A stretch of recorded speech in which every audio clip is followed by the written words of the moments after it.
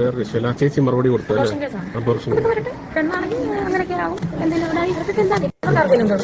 ഈ പറയുന്നവരൊക്കെയാണ് ഉത്തരവാദികൾ. പോകാൻ പറ, ഇത്രേ ഉള്ള മനസ്സിലായോ? പോകാൻ പറ. അങ്ങനെയാണെങ്കിൽ പള്ളിയാണ് ഞാൻ പറയുന്നത്. ഹായ് സുഹൃത്തുക്കളെ, വീഡിയോയിലോട്ട് പോകുന്നതിന് മുമ്പ് ആദ്യം തന്നെ പറയാണ്, രേണുസുതിയാണ് കണ്ടന്റ്. കേൾക്കാൻ താല്പര്യമില്ലാത്ത ആളുകൾ ദയവ് ചെയ്ത് കാണാൻ നിൽക്കരുത്. കാരണം ഇത് കണ്ടു കഴിഞ്ഞതിന് ശേഷം നിങ്ങളുടെ ബ്ലഡ് പ്രഷർ അധികമായിട്ട് നിങ്ങൾ എന്തെങ്കിലുമൊക്കെ കമന്റ് ഇട്ടത് ഒഴിവാക്കാൻ വേണ്ടിയിട്ടാണ് ഞാനിത് പറഞ്ഞിട്ടുള്ളത്. ഇനിയിപ്പം നിങ്ങൾ 2 കമന്റ് ഇട്ടാൽ എനിക്ക് ഉപകാരം മാത്രമേ ഉള്ളൂ. ഞാൻ നിങ്ങളുടെ പ്രഷർ കൂടണ്ട എന്ന് കരുതിയിട്ട് പറഞ്ഞാണ്. അപ്പോൾ വീഡിയോ ആദ്യമായിട്ട് കാണുന്ന ആൾക്കാരാണെങ്കിൽ ഒന്ന് ലൈക്ക് ചെയ്യുക, ഷെയർ ചെയ്യുക, സബ്സ്ക്രൈബ് കൂടെ ചെയ്തേക്കുക. വീഡിയോ ആയിട്ട് റിലേറ്റ് ചെയ്ത് നിങ്ങളുടെ അഭിപ്രായം എന്തെങ്കിലും ഒന്ന് കമന്റ് ചെയ്തേക്കാം കേട്ടോ. ഇനി ഈ ഹനാൻ പറഞ്ഞ അബോർഷനായിട്ട് ബന്ധപ്പെട്ടിട്ട് രേണുസുതി അവരുടെ സ്വന്തം കൂട്ടുകാരിയുടെ യൂട്യൂബ് ചാനലിനകത്ത് എവിടെയും തൊടാത്ത ഒരു മറുപടി പോസ്റ്റ് ചെയ്തിട്ടുണ്ട്. ഞാനൊരു വീഡിയോ ചെയ്തിട്ടുണ്ടായിരുന്നു കഴിഞ്ഞ പ്രാവശ്യം ഷഫീന ബീവിന്റെ. അപ്പോൾ അതിനകത്ത് ആ ഒരു വീഡിയോന്റെ താഴെ വന്നിട്ട് ഈ ഷഫീന വ്ലോഗ്സിൽ ആ പുള്ളിക്കാരി വന്നിട്ട് ഒരു വീഡിയോന്റെ ലിങ്ക് കോപ്പി പേസ്റ്റ് ചെയ്തു. ഞാൻ ആ ലിങ്ക് കയറി കണ്ട സമയത്ത് ഏതോ ഒരു ലൈവിന്റെ ഭാഗത്ത് ഈ ഒരു അബോർഷനെ കുറിച്ചിട്ട് രേണുവും സജീനയും കൂടെ പറഞ്ഞു പോകുന്ന കാര്യങ്ങളായിരുന്നു. ഞാനതത്ര സീരിയസ് ആക്കി എടുത്തിട്ടുണ്ടായിരുന്നില്ല. കാരണം അത് അന്ന് അവർ ഒഴിവാക്കി പോയ സീനാണ്. പിന്നെ അവർ പറഞ്ഞ മറുപടി എവിടെയും തൊടാത്തൊരു മറുപടിയാണ്. ചെയ്തിട്ടില്ല എന്ന് തർപ്പിച്ച് പറയുകയോ നിഷേധിക്കുകയോ ആയിട്ട് അവിടെ ചെയ്യുന്നില്ല. എവിടെയും തൊടാത്തൊരു മറുപടി നിങ്ങളെ ഞാൻ കേൾപ്പിച്ചു തരാം. അപ്പോൾ അതായതുകൊണ്ട് തന്നെ എനിക്കത് വീഡിയോ ചെയ്യാൻ ഒട്ടും താല്പര്യം ഉണ്ടായിരുന്നില്ല. അത് കഴിഞ്ഞതിന് ശേഷമാണ് പുള്ളിക്കാരി ഒരു കാറ് വാങ്ങിയതുകൊണ്ട് നമ്മൾ കൺഗ്രാജുലേഷൻസ് ഒന്നും പറഞ്ഞിട്ടില്ല. കൺഗ്രാജുലേഷൻസ് രേണുസുതി, അവർ സ്വന്തമായിട്ട് അധ്വാനിച്ചിട്ടൊരു വണ്ടിയൊക്കെ വാങ്ങിയിരിക്കുകയാണ്. നല്ല കാര്യം തന്നെയാണ്. എല്ലാവരും സ്വന്തമായിട്ട് അധ്വാനിച്ചുണ്ടാക്കുന്ന അത്രത്തോളം വരില്ല എല്ലാ കാര്യം.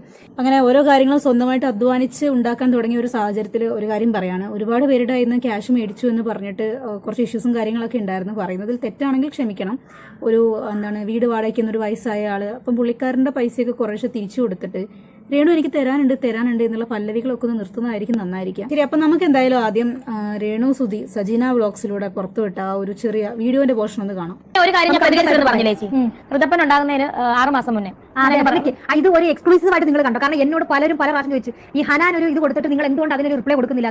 നിങ്ങൾ ഇത്രയും ആൾക്കാരുണ്ട്, ഇപ്പൊ ഇതിൽ ഇത്ര ആൾക്കാരുടെ പേരും കാര്യങ്ങളൊന്നും പറയാൻ ഞാൻ താല്പര്യപ്പെടുന്നില്ല. ഋതപ്പൻ ഉണ്ടാകുന്നതിന് 6 മാസം മുന്നേ എനിക്കൊരു കുഞ്ഞുണ്ടായിരുന്നു. ആ കുഞ്ഞിന് ഹാർട്ട് ബീറ്റ് ഇല്ലാതെ സുചേട്ടനും കിച്ചും ഒക്കെ പൊട്ടിക്കരഞ്ഞ നിമിഷമാണ് ആ ഹോസ്പിറ്റലിൽ വെച്ചിട്ട് പൊട്ടിക്കരഞ്ഞു. ആ കുഞ്ഞിന് ഹാർട്ട് ബീറ്റ് ഇല്ലാതെ അതിനെ അബോർഷൻ ആക്കി കളഞ്ഞു. രേണുസുതിക്ക് അബോർഷൻ ചെയ്തു. അതായത് ആ കുഞ്ഞിനെ അബോർഷൻ ചെയ്തു. ഇപ്പോഴും സങ്കടമാണ്. എന്നിട്ട് അന്ന് സഹപ്രവർത്തകരൊക്കെ വിളിച്ച് ഭയങ്കര സൂചന പൊട്ടിക്കരയാണ് അവിടെ നിന്ന്. അതിനുശേഷം 6ാമത്തെ മാസമാണ് ഋതപ്പൻ ഉണ്ടായത്. ഋതപ്പൻ കുഞ്ഞ് ഞാൻ ക്യാരി ആയത്. സോ എന്റെ ലൈഫിൽ അങ്ങനെ ഒരു സ്റ്റോറി ഉണ്ട്, ഹിസ്റ്ററി ഉണ്ട്. എനിക്ക് അങ്ങനെ എന്താ പറയാ, ഈ കണ്ട അവളമാരൊക്കെ പറയുന്നത് കേട്ട് പ്രതികരിക്കാനോ എനിക്ക് അതിന്റെ ആവശ്യമില്ല. പിന്നെ ഇനിയും പൊങ്ങി വരും, ഓരോരോ പൊങ്ങി വരും. എനിക്ക് അതിനൊന്നും പ്രതികരിക്കാനും സമയമില്ല. അതുകൊണ്ടാണ് ചേച്ചി ഞാനത് ഇത്രയും നാളോട്ട് ഞാൻ എങ്ങും പറഞ്ഞിട്ടില്ല. ഇങ്ങനെ ഒരു സംഭവം എന്റെ വീട്ടുകാർക്കും അറിയാം, സുചാന്റെ വീട്ടുകാർക്കും അറിയാം, എല്ലാ മിക്കവർക്കും സുചാന്റെ കുഞ്ഞ്. ഞാൻ പറഞ്ഞത് എവിടെയും തൊടാത്ത ഒരു ഉത്തരമാണ്. ഈ മാങ്ങയുടെ അണ്ടി എന്ന് പറയുമ്പോൾ അപ്പുനായര കിണ്ടിന്നോ അങ്ങനെ എന്തോ ഒരു പഴഞ്ചൊല്ല് പറയുമല്ലോ, ആ ഒരു സംഭവമാണ് ഈ പുള്ളിക്കാരി ഇപ്പൊ കൊടുത്തൊരു മറുപടി. സുധി ഉണ്ടായിരുന്ന സമയത്ത് ഇവർ പ്രഗ്നന്റ് ആയിട്ട് അബോർഷൻ നടന്ന ഒരു സംഭവത്തിനെ കുറിച്ചിട്ടല്ല ഹനാൻ വന്ന് പറഞ്ഞത്. സുധി മരണപ്പെട്ടതിന് ശേഷം അബോർഷനായി എന്നുള്ളതാണ് നിങ്ങൾക്ക് നേരെ വന്ന ആരോപണം. സുധി ഉള്ള സമയത്ത് ഒരുപക്ഷെ അബോർഷൻ നടന്നിട്ടുണ്ടായിരിക്കും. സ്ത്രീകൾക്ക് അബോർഷൻ നടക്കും. അപ്പൊ ഇവരോട് ചോദിച്ചതിനല്ല ഇവർ മറുപടി പറഞ്ഞത്. ഹനാൻ പറഞ്ഞത് സുധി മരണപ്പെട്ട് 1 മാസം കഴിഞ്ഞതിന് ശേഷമാണ് നിങ്ങൾ അബോർഷൻ ചെയ്യുന്നത് എന്നുള്ളതാണ്. അങ്ങനെ ഒരു ഇൻസിഡന്റ് ഉണ്ടായിട്ടില്ല എന്നുണ്ടെങ്കിൽ ഉണ്ടായിട്ടില്ല എന്ന് ശക്തമായ രീതിയിൽ നിങ്ങൾ സംസാരിക്കാൻ പഠിക്കണം. അതല്ലാണ്ട് എവിടെയും തൊടാത്തൊരു മറുപടി ശരിയായിട്ട് എനിക്ക് തോന്നുന്നില്ല. അതായത് എന്നിട്ട് ഇവള് പുറത്ത് വിട്ടേക്കുന്ന സൂചന മരിച്ചു കഴിഞ്ഞാൽ അടുത്ത മാസം. അപ്പൊ ഞാൻ കാര്യം ചോദിച്ചിട്ടെ, ഇവള് ഈ പറയുന്ന അടുത്ത മാസം ഇവള് അപ്പം അറിഞ്ഞവരൊക്കെ പറഞ്ഞറിയാം, അത് സൂചിച്ചേണ്ട കുഞ്ഞാ. അറിഞ്ഞവരൊക്കെ പറഞ്ഞത് അതായിരിക്കും. അറിഞ്ഞവർ പറഞ്ഞ ഉത്തരവല്ല ആളുകൾ കേൾക്കാൻ ആഗ്രഹിച്ചത്. നിങ്ങളുടെ വായന, നിങ്ങളുടെ അഭിപ്രായം, നിങ്ങളുടെ ഉത്തരവ്, നിങ്ങളുടെ മറുപടിയാണ് കേൾക്കേണ്ടത്. അബോർഷൻ ചെയ്തിട്ടില്ല എന്നുണ്ടെങ്കിൽ ഞാൻ അബോർഷൻ ചെയ്തിട്ടില്ല, സുധി മരിച്ചതിന് ശേഷം ഞാൻ ചെയ്തിട്ടില്ല, ഞാൻ ഗർഭിണിയായിട്ടില്ല എന്നുള്ള കാര്യം ശക്തമായ രീതിയിൽ ഹനാൻ പറയുന്നത് നുണയാണ് എന്ന രീതിയിൽ തന്നെ തിരിച്ചു പറയാനുള്ള ഗഡ്സ് ഉണ്ടാവണം. അതല്ല എന്നുണ്ടെങ്കിൽ ഞാൻ അബോർഷൻ ചെയ്തിട്ടുണ്ട്, അത് സുധിയുടെ കുഞ്ഞായിരുന്നു എന്ന് പറയാനുള്ള ധൈര്യം വേണം. അതല്ല എന്നുണ്ടെങ്കിൽ നിങ്ങൾ ഇതിന് മറുപടിയെ കൊടുക്കാൻ പാടില്ലായിരുന്നു. നേരത്തെ പോലെ തന്നെ ഒളിയും മറയായിട്ട് അങ്ങനെ നടക്കണമായിരുന്നു. ഇത് എവിടെയും തൊടാണ്ട് 1 മാസം കഴിഞ്ഞിട്ട് അബോർഷൻ ചെയ്തതല്ലേ, അത് സുധിച്ചേട്ടന്റെ കുഞ്ഞായിരിക്കും. എങ്ങനെയുണ്ട്? അവിടെ അവർക്ക് ഉറപ്പില്ല അത് സുധിച്ചേട്ടന്റെ കുഞ്ഞാണ് എന്ന് പോലും പറയാൻ അവർക്ക് ഉറപ്പില്ല. അവിടെയും ആയിരിക്കും ആണ്, ഒരു 50-50 ചാൻസ് ആണ് അവിടെ എപ്പോഴും കൊടുക്കുന്നത്. ഇവരുടെ ഒരു ഗതികേട് ആലോചിച്ച് നോക്കുക. സ്വന്തം ഭർത്താവിൽ നിന്ന് ഗർഭം ധരിച്ച ഭ്രൂണത്തിനെയാണ് താൻ ഇല്ലാതാക്കിയത് എന്ന് പറയാനുള്ള ഒരു ധൈര്യം പോലും ഇല്ല. അവിടെ പോലും ആ ഒരു ഉറപ്പ് അവർക്കില്ല. അവിടെയാണ് ഇവരുടെ ഓരോ വീഴ്ചകളും. എല്ലാവരും കൂടി ഇപ്പം ഇനിയിപ്പോ മാറ്റി പറയാൻ പറ്റത്തില്ല. 2-3 മാസം ഇനി മാറ്റി പറയാൻ പറ്റത്തില്ല. 1 മാസമാണെങ്കിൽ നിങ്ങൾ വിശ്വസിക്കുന്നവരോട് ഞാൻ പറയാണ്, എന്റെ ഈ ഹനാൻ അവരുടെ പേര് ഞാൻ പറഞ്ഞത്, ഈ പുള്ളിക്കാരി പറഞ്ഞ വോയിസ് നിങ്ങൾ വിശ്വസിക്കുന്നവരോട് ഞാൻ പറയാണ്. അവര് തന്നെ അതിനകത്ത് പറയുന്നുണ്ട് 1 മാസം കഴിഞ്ഞ്. ഓക്കെ, 1 മാസം കഴിഞ്ഞിട്ടാണെങ്കിൽ അത് സൂചിയുടെ കുഞ്ഞായിരിക്കും. കാരണം നമുക്ക് ഇനി നിവൃത്തിയില്ലാത്ത സമയം. അപ്പൊ അതായിരിക്കും ഹനാൻ അങ്ങനെ പറഞ്ഞത്. പക്ഷേ ഇത് കേട്ടിട്ട് നിങ്ങൾക്ക് എന്താ തോന്നുന്നത്? അതായിരിക്കും ഹനാൻ അങ്ങനെ പറഞ്ഞത്, സുധിച്ചേട്ടന്റെ കുഞ്ഞായിരിക്കും. ഇവർക്കൊരു ഉറപ്പില്ല അത് സുധീന്റെ കുഞ്ഞാണ് എന്നോ ഞാൻ അബോർഷൻ ചെയ്തിട്ടില്ല എന്നോ ഒന്നും അവർക്ക് ഉറപ്പ് പറയാൻ പറ്റുന്നില്ല. കൂടെ വേറൊരു കൂട്ടുകാരി എന്ന് പറയുന്ന സ്ത്രീ ഉണ്ടല്ലോ, ആ പുള്ളിക്കാരി എല്ലാത്തിനാ നിങ്ങളൊരു യഥാർത്ഥ കൂട്ടുകാരി തന്നെയാണോ? അല്ല, എനിക്ക് നിങ്ങൾ യൂട്യൂബിന്റെ ആവശ്യത്തിന് വേണ്ടി മാത്രമാണ് രേണുസുധിയായിട്ടൊരു റിലേഷൻഷിപ്പ് കൊണ്ട് നടക്കുന്നതെന്നാണ് എനിക്ക് തോന്നുന്നത്. നിങ്ങൾ സത്യം പറയണം, ഈ ഋതപ്പൻ ഉണ്ടാകുന്നതിന് 6 മാസം മുന്നെയാണ് ഒരു കുഞ്ഞിനെ അബോർഷൻ ചെയ്തത്. അതായത് അതിന് ഹാർട്ട് ബീറ്റ് ഇല്ലാതെ അത് മരിച്ചുപോയി, വയറ്റിൽ കിടന്ന് മരിച്ചു പോയതുകൊണ്ട് മാത്രമാണ്. സുധിച്ചേട്ടനുണ്ട്, ബന്ധുക്കളെല്ലാം ഉണ്ടായിരുന്നു അവിടെ. ആ കഥ ഇങ്ങനെ തിരിഞ്ഞു പറഞ്ഞു വന്നു. എന്തായാലും ഒത്തിരി താങ്ക്സ്. എന്നെ മനസ്സിലാക്കേണ്ടവർ മനസ്സിലാക്കിയല്ലോ. ഞാൻ പ്രതികരിച്ചിട്ടില്ല എന്ന് പറഞ്ഞല്ലോ. ഇതാണ് കാരണം പ്രതികരിക്കാത്ത കാരണം. അബോർഷൻ എന്ന് പറയുന്ന ഒരു കേസ് എന്റെ ലൈഫിൽ വന്നിട്ടുള്ളത് ഞാൻ പ്രതികരിക്കാൻ പോലും എനിക്ക് ഭയങ്കര വിഷമമുള്ള കാര്യമാണ്. അത് പ്രതികരിക്കാൻ പറ്റൂല. അതുകൊണ്ടാണ് ഞാൻ പ്രതികരിക്കാതെ. പിന്നെ ഈ ചുമ്മാ അബോർഷനാണ് ഓരോ ആശുപത്രിയുടെ പേര് പറയുന്നവരെ ശ്രദ്ധിക്കും. ഇത് നിയമവിരുദ്ധമാണ്, അത് പറയാൻ പോലും പറ്റാത്തതാണ്. അതൊന്ന് ഹാർട്ട് ബീറ്റ് ഇല്ലാതെ കുഞ്ഞ് മരിച്ചു പോയത് മാത്രമാണ് ആ ഹോസ്പിറ്റൽ അങ്ങനെ ചെയ്തത്. എനിക്കും കൂടെ ദോഷം വരുന്നതുകൊണ്ട് മാത്രമാണ് അങ്ങനെ ചെയ്തത്. കുഞ്ഞ് വയറ്റിൽ കിടന്ന് മരിച്ചുകൊണ്ട് മാത്രം. മനസ്സിലായോ? അല്ലാതെ ഈ പറയുന്ന ഇവളൊക്കെ പറയുന്ന പോലെ ഈ പറയുന്നത് ഈ അബോർഷൻ എന്ന് പറയുന്ന സംഭവേ നിയമവിരുദ്ധമാണ്. നിങ്ങൾ സംസാരിക്കുക പോലും ചെയ്യുന്നത് തെറ്റാണ്. തെറ്റാണ്. ഓക്കെ, ഭ്രൂണഹത്യ തെറ്റാണ്. അങ്ങനെ ചെയ്യത്തില്ല. ഒരു ഹോസ്പിറ്റലും അങ്ങനെ അറിഞ്ഞുകൊണ്ട് ഒരിക്കലും അല്ലേ ചെയ്യൂല. കുറ്റമാണ്, എല്ലാവർക്കും കുറ്റമാണ്. നിയമത്തിന് മുന്നിൽ എല്ലാവരും പോകണം. മനസ്സിലായോ? അതുകൊണ്ട് ആവശ്യമില്ലാത്ത ഇനിയും ഇതിനെപ്പറ്റി ഞാൻ പ്രതികരിക്കത്തില്ല. ഇത് വേണമെങ്കിൽ നിങ്ങൾ വിശ്വസിക്കാതിരിക്കുക. എന്റെ ഇഷ്ടമല്ല, നിങ്ങളുടെ ഇഷ്ടം. ഹോസ്പിറ്റലിന്റെ പേര് പോലും രേണുസുധി പറയത്തില്ല. ആ കുഞ്ഞ് വയറ്റിൽ കിടന്ന് മരിച്ചുകൊണ്ടാണ് സൂചിച്ചേട്ടനുള്ളപ്പം ആ കുഞ്ഞിനെ അബോർട്ട് ചെയ്തത്. മനസ്സിലായോ? ആ കുഞ്ഞ് മരിച്ചുകൊണ്ട്. ഓക്കെ, അപ്പം ഇതിൽ ഇനി എന്നോട് സംസാരിക്കണം. അബോർഷൻ ചെയ്തത് വലിയ കുറ്റമാണ്, ഹോസ്പിറ്റലിനെതിരെ കേസാണ് എന്നൊക്കെ ഘോരം പറയുന്നത് കേട്ടു. അബോർഷൻ ചെയ്യുന്നത് തെറ്റ് തന്നെയാണ്. വയറ്റിൽ കിടക്കുന്ന ഭ്രൂണം കൊച്ചിന്റെ അമ്മയ്ക്ക് ഏതെങ്കിലും രീതിയിൽ പ്രശ്നം ഉണ്ടാവുകയാണ് എന്നുണ്ടെങ്കിൽ ഹോസ്പിറ്റലിൽ അത് അബോർട്ട് ചെയ്ത് കളയുന്നതിന് നിയമ തടസ്സങ്ങളൊന്നുമില്ല. ഇനിയിപ്പം വയറ്റിൽ കിടക്കുന്ന ഭ്രൂണം മരണപ്പെട്ടതാണ് എന്നുണ്ടെങ്കിലും അത് അബോർട്ട് ചെയ്ത് കളയുന്നതിൽ ഹോസ്പിറ്റലിന് നിയമവിരുദ്ധക്കേടോ കാര്യങ്ങളൊന്നുമില്ല. അവിടെ ലീഗൽവശങ്ങളൊക്കെ ഹോസ്പിറ്റലിന് അനുകൂലമാണ്. അതല്ലാണ്ട് ഒരു ഗർഭം ധരിക്കുകയും തനിക്ക് ആ ഒരു ഗർഭം തെറ്റായെന്ന് തോന്നിയിട്ട് കൊണ്ടുപോകാൻ സാധിക്കാത്ത പക്ഷം പൂർണ്ണ ആരോഗ്യവതിയായിരിക്കുന്ന ഒരു അമ്മ പൂർണ്ണ ആരോഗ്യമുള്ള ഒരു ഭ്രൂണത്തിനെ ഇല്ലാതാക്കുന്നതിനാണ് ഇവിടെയൊക്കെ കേസ് എന്ന് എൻ്റെ അറിവിൽ അതാണ് കേട്ടോ കേസ്. അല്ലാണ്ട് വയറ്റിൽ കിടക്കുന്ന ഭ്രൂണം മരണപ്പെട്ടു കഴിഞ്ഞാൽ അത് അബോർഷൻ ചെയ്യും. അത് അമ്മയുടെ ആരോഗ്യത്തിന് ദോഷകരമാണ്. അല്ലാണ്ട് മരണപ്പെട്ട ഒരു ഭ്രൂണം ഒരിക്കലും ഒരു അമ്മയുടെ വയറ്റിൽ അങ്ങനെ കാലാകാലം ചുമന്നുകൊണ്ട് നടക്കാൻ ഒരു നിയമം എവിടെയും പറയുന്നില്ല.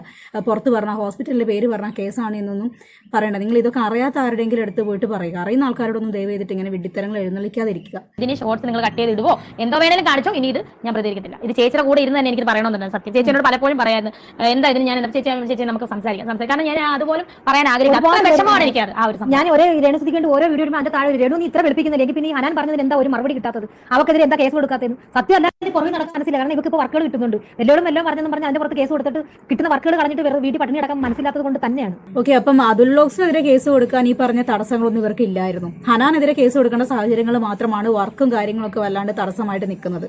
അപ്പം അതുൽ വ്ലോഗ്സ് പറഞ്ഞ കാര്യങ്ങളെക്കാളും വളരെ നിസ്സാരമായ കാര്യമാണ് ഹനാൻ ഉന്നയിച്ച ആരോപണം. അല്ലേ? കൊള്ളാം, നല്ല വെളുപ്പിക്കലാണ്. അപ്പൊ മനസ്സിലായി കാണുമല്ലോ. മനസ്സിലാക്കുന്നവർക്ക് മനസ്സിലാവും. അത് ഇത് വേറെ വളച്ചെടുത്ത് ചിന്തിക്കുന്നവർ അങ്ങനെ ചിന്തിച്ചോ. ഇനി നമുക്ക് അതിനെ കുറിച്ച് ഒരു വക സംസാരിക്കാനില്ല. ഇതിന് മരിച്ചിട്ട് ഒരു മാസം കറക്റ്റ് ഒരു മാസം ആണെങ്കിൽ സുചേട്ടൻ കുഞ്ഞായിരിക്കും. അല്ല, അവൾ പറയുന്ന അങ്ങനെയല്ല. സ്റ്റേറ്റ്മെന്റ് സുചേട്ടൻ മരിച്ച ഒരു മാസം ആയപ്പോഴത്തേക്ക് പ്രഗ്നന്റ് ആണ്. അത് 25 വയസ്സാണ്ടുള്ള ഒരു ചെറുക്കനായിട്ട് നിനക്ക് ലവ് അഫെയർ ഉണ്ടായിരുന്നു. ആരെങ്കിലും ആയിക്കോട്ടെ. ഓക്കെ, ശരി. എന്തായാലും അങ്ങനെ ക്ലാരിറ്റി വരുത്തി. ഓക്കെ, ക്ലാരിറ്റി കിട്ടി. നിങ്ങൾ പറ. എനിക്ക് ക്ലാരിറ്റി എവിടെയും കിട്ടിയിട്ടില്ല. എവിടെയും തൊടാത്ത പോലെയൊക്കെയാണ് മറുപടി പറഞ്ഞിട്ടുള്ളത്. ഇവർക്ക് ഒറ്റ വാക്കിൽ പറയായിരുന്നു ഞാൻ അബോർഷൻ ചെയ്തിട്ടുണ്ട്, പക്ഷേ ഇപ്പം അടുത്തൊന്നുമല്ല. സുധിച്ചേട്ടൻ ജീവനോടുള്ള സമയത്ത് സുധിച്ചേട്ടന്റെ ഒപ്പം തന്നെയാണ്. ഹനാൻ പറഞ്ഞ എല്ലാ കാര്യങ്ങളും ഞാൻ നിഷേധിക്കുന്നു, തള്ളിക്കളയുന്നു. സുധി മരിച്ചതിന് ശേഷം ഞാൻ ഇങ്ങനെ ഒരു പരിപാടി ചെയ്തിട്ടില്ല. ഹനാന് പറ്റുമെങ്കിൽ തെളിയിക്കട്ടെ. ഇനി ഈ ആരോപണങ്ങൾക്ക് മറുപടി കൊടുക്കാൻ താല്പര്യമില്ല എന്നിങ്ങനെ അവർക്ക് പറയാറുണ്ട്. പക്ഷേ ഞാൻ ചെയ്തിട്ടുണ്ടെങ്കിൽ തന്നെ അത് സുധിച്ചേട്ടന്റെ കൊച്ചല്ലേ എന്നൊക്കെയാണ് പറഞ്ഞിട്ടുള്ളത്.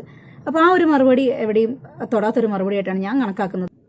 ഇതിലും കൂടിയ രീതിയിൽ ഒരു മറുപടി ഇവർ കൊടുക്കുന്നുണ്ട്. ഏതോ കാർ വാങ്ങിയ ആ ഒരു സമയത്ത് ഏതൊരു ഓൺലൈൻ മീഡിയക്കാരനോട് പറയുന്നതാണ്. ചേച്ചി മറുപടി കൊടുത്തു.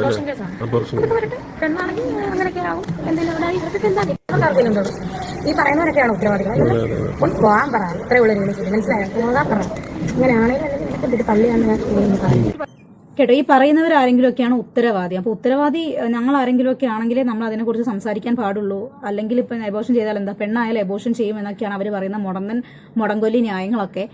ഏത് പെണ്ണുങ്ങളാണ് പെണ്ണായാൽ അബോർഷൻ ചെയ്യും എന്നുള്ളൊരു സ്റ്റേറ്റ്മെന്റോട് കൂടി അബോർഷൻ ചെയ്യാൻ വേണ്ടി കച്ചകെട്ടി നടക്കുന്നതെന്ന് എനിക്കറിയത്തില്ല. എൻ്റെ ജീവിതത്തിലൊന്നും ഇതുവരെ അങ്ങനെയൊന്നും ഉണ്ടായിട്ടില്ല.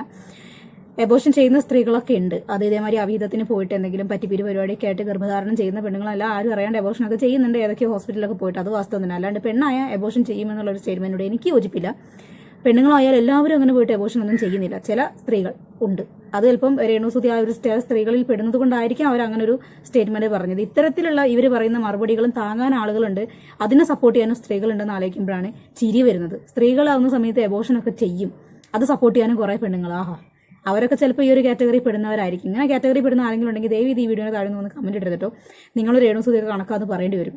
അതേപോലെ തന്നെ കാറ് വാങ്ങിയതിനു ശേഷം ആ വീട് വീണ്ടും ഒരു വിവാദമാകാൻ വേണ്ടിയാണോ എന്നറിയില്ല, പുള്ളിക്കാരിക്ക് പോയിട്ട് ആ ഒരു വോളിൽ ചെറിയൊരു റൗണ്ട് ഷേപ്പിലൊരു ഡിസൈൻ ഉണ്ടല്ലോ, അതിന്റെ താഴെ പണ്ട് നമ്മുടെ ഏതോ ഒരു ഓൺലൈൻ മീഡിയക്കാരൻ പോയിട്ട് ഇന്റർവ്യൂ എടുക്കുന്ന സമയത്ത് ഇങ്ങനെ ചിരണ്ടി മാന്തി പകുതി പൊളിച്ചു വെച്ചായിരുന്നല്ലോ തങ്കച്ചൻ.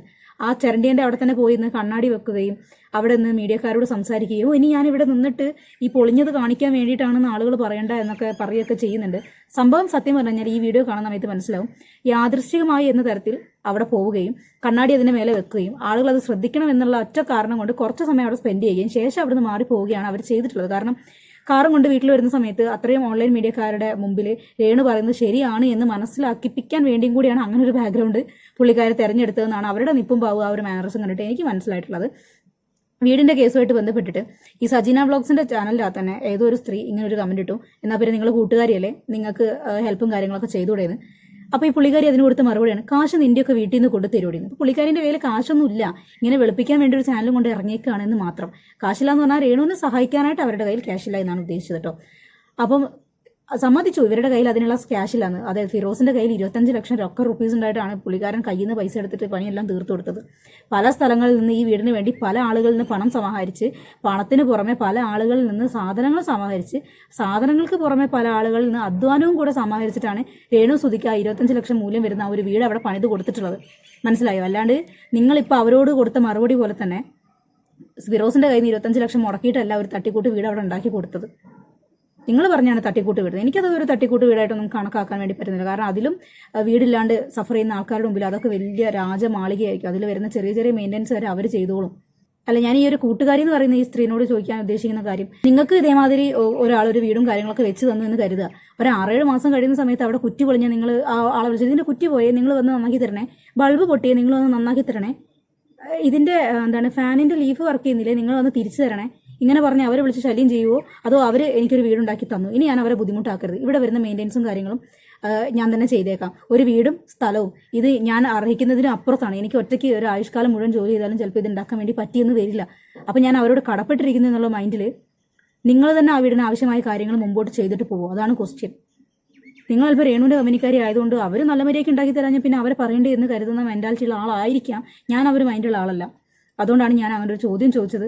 അതിനുള്ള എൻ്റെ ഒരു ഭാഗം ഞാൻ വ്യക്തമാക്കിയത്. എപ്പോഴും ഈ രേണുവിനെ കുറിച്ച് വീഡിയോ ഇടുന്ന ആൾക്കാർ വരുമാനത്തിന് വേണ്ടിയാണ് എന്ന് രേണുവിനെ വിറ്റ് കാശാക്കാന്ന് പുള്ളിക്കാരി നാഴേക്ക് 40 വട്ടം പറയുന്നത്. സത്യത്തിൽ ഈ രേണുവിനെ വിറ്റ് കാശാക്കുന്നത് ഈ സജീന വ്ളോഗ്സ് കൂടെ നിൽക്കുന്ന കൂട്ടുകാരി തന്നെയാണ്. കാരണം രേണു തന്നെയാണ് അവരുടെ യൂട്യൂബ് ചാനൽ എല്ലാ കണ്ടന്റും. രേണുവിന് കൊടുക്കാനുള്ള മറുപടികളും രേണുവിന് ചോദിക്കാനുള്ള ചോദ്യങ്ങളും രേണുവിൻ്റെ ചെറിയ ചെറിയ വീഡിയോസും കാര്യങ്ങളെല്ലാം സജീന വ്ളോഗ്സ് എന്ന് പറയുന്ന സജീനയുടെ യൂട്യൂബ് ചാനൽ വഴിയാണ് ഇടുന്നത്. അതിന് മോണിറ്റൈസേഷൻ ഓൺ ചെയ്യുന്നുണ്ട്. ആളുകൾ കാണുന്ന സമയത്ത് അതിൽ ആഡ് കയറുന്നുണ്ട്. ആഡ് കയറിയിട്ട് വരുമാനം സജീനയ്ക്ക് കിട്ടുന്നുണ്ട് അല്ലേ? അപ്പം രേണു എന്ന പേരും രേണുവിൻ്റെ വീഡിയോസും കൂടുതലായിട്ട് ഉപയോഗിക്കുന്നത് സജീന വ്ളോഗ്സാണ്. ഞങ്ങളെപ്പോലുള്ള യൂട്യൂബ് ചാനൽസ് ഈ രേണുവിനെ കൊണ്ട് മാത്രമല്ല കണ്ടന്റ് ഉണ്ടാക്കുന്നതും ഡോളർ സമ്പാദിക്കുന്നതൊന്നും. വേറെ പല വീഡിയോസും അതിനിടയ്ക്ക് സമൂഹത്തിന് ആവശ്യമുള്ളതായിട്ടുള്ള വേറെ പല കാര്യങ്ങളും അതിനിടയ്ക്ക് ചെയ്യുന്നുണ്ട്. അല്ലാണ്ട് രേണു ബിഷപ്പിനോട് പറഞ്ഞത്, രേണു ഫിറോസിന് കൊടുക്കാനുള്ള മറുപടി, ഹനാന് കൊടുക്കാനുള്ള മറുപടി എന്ന് പറഞ്ഞിട്ട് ഇതൊരു സീരീസ് പോലെ രേണുവിനെ മാത്രമല്ല ചാനലിനകത്ത് വെച്ചിരിക്കുന്നത്. ആ കത്തിക്കേറിയിരുന്ന സമയത്ത് നമുക്കതൊരു കണ്ടന്റ് ആയിരുന്നു, അതെല്ലാവർക്കും അറിയാം. കാരണം രേണു എന്ന് പറഞ്ഞാൽ ചാടി വിടാൻ ആൾക്കാരുണ്ടായിരുന്നു. അതുകൊണ്ട് തന്നെ നമുക്കത് അടുപ്പിച്ച് കണ്ടന്റ് അവർ തന്നുകൊണ്ടിരുന്നു. അപ്പോൾ നമുക്ക് വീഡിയോ ചെയ്യേണ്ട ആവശ്യമൊന്നും. അല്ലാണ്ട് വേറെ കണ്ടന്റുകൾ മുമ്പിൽ ഉണ്ടായിട്ടും രേണുവിനെ മാത്രം വെച്ച് വീഡിയോ ചെയ്ത് ആ ഒരു ചാനൽ തന്നെ രേണുവിന് വേണ്ടി കൊടുത്തിട്ടുള്ളത് സജീനയാണ്. കുറ്റം പറഞ്ഞൊന്നല്ല, ഒരുപക്ഷെ ചില രേണു വിചാരിച്ചിട്ടുണ്ടാവും എൻ്റെ എല്ലാ കാര്യങ്ങളും സജീനൻ്റെ യൂട്യൂബ് വഴി അവരങ്ങോട്ട് ചെയ്യട്ടെ, അതിൽ നിന്ന് കിട്ടുന്ന വരുമാനം അവർക്ക് എന്ത് ഉപകാരമായിക്കോട്ടെ എന്ന് കരുതി കാണും. അവർ തമ്മിലൊരു അഡ്ജസ്റ്റ്മെന്റ് ആയിരിക്കും, അത് നമുക്ക് അറിയത്തില്ല. എന്താണെങ്കിലും ഹനാൻ പറഞ്ഞ കാര്യങ്ങൾക്ക് വ്യക്തമായ മറുപടി കിട്ടിയോന്ന് ചോദിച്ചാൽ ഇല്ല എന്ന് മാത്രമേ ഞാൻ പറയുള്ളൂ. എവിടേക്കോ തൊട്ടും തൊടാതെയും ഒളിഞ്ഞു മറിഞ്ഞു എന്താണ്ടൊക്കെയോ പറഞ്ഞിട്ട് പോയി. അതിനുള്ള മറുപടി എനിക്ക് കിട്ടിയിട്ട് ഇപ്പം എനിക്ക് പ്രത്യേകിച്ച് ഉപകാരങ്ങളൊന്നുമില്ല. സോഷ്യൽ മീഡിയയ്ക്ക് കത്ത് വന്നു, നമ്മളൊരു വട്ടം അത് റിയാക്ട് ചെയ്തു, അതിനെ തുടർച്ചയായിട്ട് ഇന്നും നമ്മൾ റിയാക്ട് ചെയ്തു, അത്ര മാത്രമേ ഉള്ളൂ. ഇതൊക്കെ കേട്ടിട്ട് നിങ്ങളുടെ അഭിപ്രായങ്ങൾ എന്താണെന്നുള്ളത് നിങ്ങളൊന്ന് കമന്റ് ചെയ്തേക്കാം കേട്ടോ.